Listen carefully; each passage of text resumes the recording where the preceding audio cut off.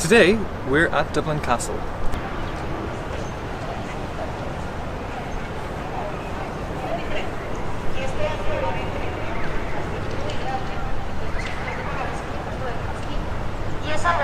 From the 12th century, the castle's inception, until 1922, Dublin Castle was the seat of English power and then British power in Ireland.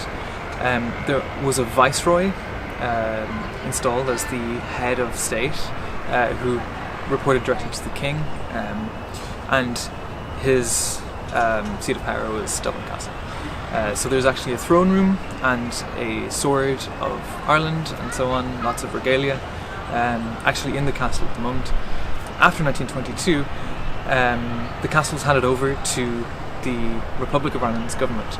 And since then it's been used as kind of variously as state apartments or conference rooms, places to have state dinners, that kind of thing. So when the castle was built, it was a real medieval castle. It had a moat, it had really thick walls, it was a defensive castle made to actually defend the things inside of its walls. In the 1600s, there was a major fire and they set off controlled explosions, essentially blowing up the castle in order to prevent even bigger explosions, as the gunpowder tower was in the line of fire. That worked. There wasn't an enormous explosion, but there were lots of small explosions, and they basically destroyed the medieval part of the castle. After that, they built this kind of Georgian palace on top of the ruins of the old castle. And that's what you see today, is that Georgian palace. It's still called Dublin Castle because I suppose might as well keep the tradition alive, but really it's Dublin's palace.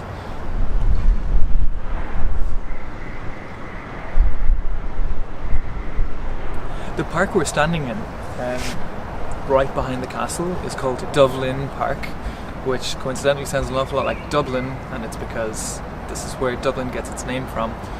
This park is more or less on the site of a pool, a black pool in fact, which black means dove means black in Irish, and lin means pool in Irish, so Dublin, Dublin.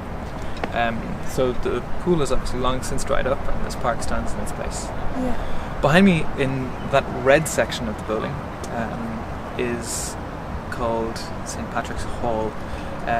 It's one of the most extravagant. It's the Bluest Room for sure. It's a really incredible room. It's used today as the inaugurational room for the President of Ireland.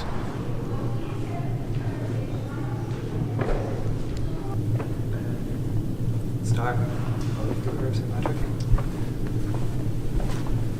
It's like an offshoot of the Order of the Garter, which is like a weirdly erotic name for a chivalrous order.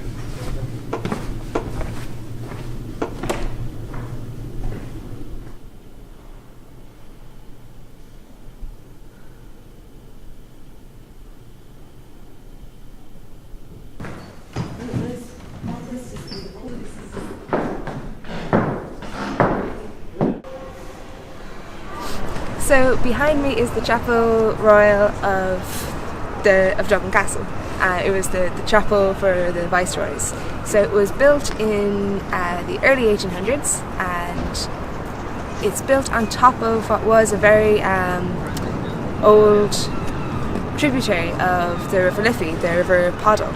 And this river used to form the moat that went around the medieval castle that was here, but has since kind of become a much lesser river and is now pretty much just underground. It's almost non-existent.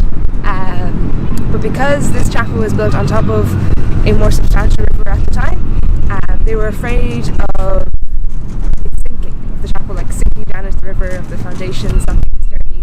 So while it does have stone foundations and a stone cladding on the outside, internally it's all made of wood, and that's just plastered over to look like marble or granite or much fancier materials. So it's very impressive craftsmanship and very convincing as well.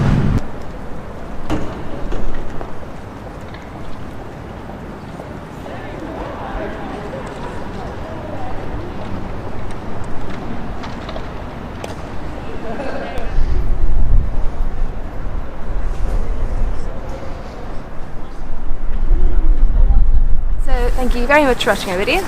We make many videos about heritage around Ireland and our hiking, so please like or subscribe to keep following us. And a big thank you to all our patrons, especially our two most recent patrons, Sinead and Nigel.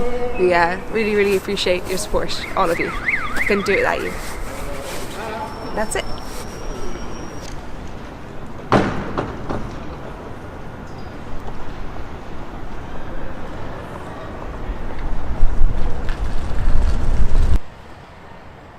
That was decent. I got that bit. That wasn't bad.